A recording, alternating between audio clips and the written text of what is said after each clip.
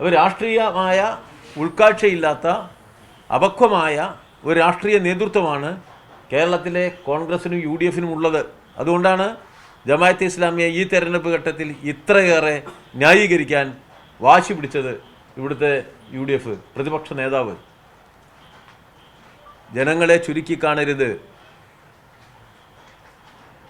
ജനങ്ങളെ നമ്മൾ ചുരുക്കി കാണാൻ പാടില്ല, അവരെ ബഹുമാനിക്കണം. ഞങ്ങൾ ആ സമീപനം സ്വീകരിക്കുക. എപ്പോഴും ജനങ്ങളെ ബഹുമാനിക്കുന്ന, വോട്ടർമാരെ ബഹുമാനിക്കുന്ന സമീപനമാണ് ഞങ്ങളുടേത്.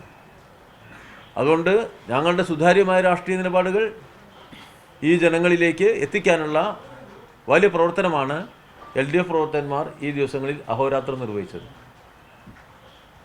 തീവ്രവർഗീയവൽക്കരിച്ച് എളുപ്പത്തിൽ ജയിക്കാനുള്ള സൂത്രവിദ്യയാണ് UDF പ്രയോഗിച്ചത്. ഒരു സംശയമില്ല, UDFൻ്റെ ഈ അവസരവാദത്തിന് കനത്ത തിരിച്ചടിയേൽക്കും.